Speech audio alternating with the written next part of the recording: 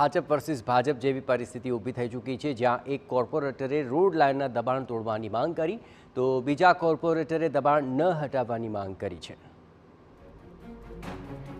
વડોદરા મહાનગરપાલિકાની દબાણ શાખા ગોત્રી યશ કોમ્પ્લેક્સથી નીલાંબર સર્કલ સુધીના રસ્તામાં દબાણ તોડવા ગઈ હતી, ત્યારે વોર્ડ નંબર 10ના ભાજપ કોર્પોરેટર ઉમંગ પટેલે સ્થાનિકોનો પક્ષ લઈને મકાનો ન તોડવા દીધા હોવાના આક્ષેપ લાગ્યા છે।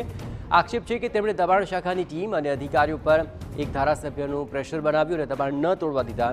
મહત્વપૂર્ણ છે કે ગોત્રી યશ કોમ્પ્લેક્સથી નીલાંબર સર્કલ સુધી મહાનગરપાલિકાએ 30 મીટરનો રોડ બનાવ્યો હતો કે જેમાં 5 મકાનોના કારણે અમુક જગ્યા પર રોડ નાનો પડતો હોવાની રાવ હતી અને તેને લઈને ટીમ દબાણ તોડવા ગઈ હતી। જોકે કોર્પોરેટર ઉમંગ પટેલ અને નીતિન ડોંગા સામસામે આવ્યા છે। આ મુદ્દે સ્થાનિકોમાં પણ ભારે રોષ છે અને મકાન તોડતા પહેલા અન્ય મકાનની માંગ કરી રહ્યા છે।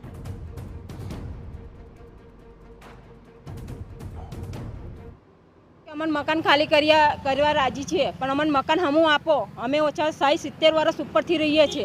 अमार घर वेरो आवे छे, पानी वेरो आवे छे, बधुं ज आवे छे अहीं आगळ। तो अमे पहला खेती हती अहीं आगळ, तणना लोको घर बधेला छे, तो पछी एकदम खाली अमे करीए केवुं थी। कोर्पोरेशन वाळा बधा आया, अमे कीधुं के ज्यारे अमने मकान आपो तो अमे खाली करीने आपीए छे, त्या सिवाय खाली करीने आपीए नहीं। अमे जईए कई અહીંથી। બે તરફ વોર્ડ નંબર 10ના જ ભાજપ કોર્પોરેટર નીતિન ડોંગાએ દબાણ તોડવાની માંગ કરી, જેને લઈને મહાનગરપાલિકા કમિશનરને પત્ર લખીને તેમણે રજૂઆત કરી છે। તેમનું કહેવું છે કે રોડ સાંકડો છે અને અકસ્માતનો ભય વધી રહ્યો છે, જેથી દબાણ તોડવામાં આવે। જ્યારે આ મકાનો છે એ બિલકુલ રોડ લાઇનની અંદર મકાન છે, એટલે એ મકાનો તૂટવા જ જોઈએ। અમે કોઈના મકાનો કે કોઈ ગરીબોને દુઃખી કરવા નથી માગતા, પરંતુ જ્યારે બિલકુલ ખોટી રીતે અને એક વિકાસ આજ દિવસ સુધી રહેતા હતા, અમે ક્યારેય વિરોધ નથી કર્યો, પરંતુ જ્યારે હવે રોડ મોટો થઈ રહ્યો છે ત્યારે બંને સાઈડ 30-30 ફૂટ રોડ અમે મોટો કરી રહ્યા છીએ, તો એ જગ્યા 10 ફૂટ દબાયેલી છે। જો એ 10 ફૂટ દબાયેલી રહે તો ફક્ત એટલા પોર્શન પૂરતું રોડ 20 ફૂટ થઈ જશે, તો ફ્યુચરની અંદર ત્યાં અકસ્માતો ખૂબ વધશે।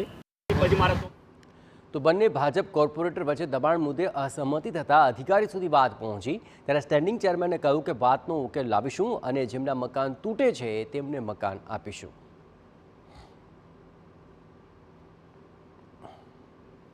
બંને ભારતીય જનતા પાર્ટીના કાઉન્સિલર છે, બંનેની લાગણી યથાયોગ્ય છે।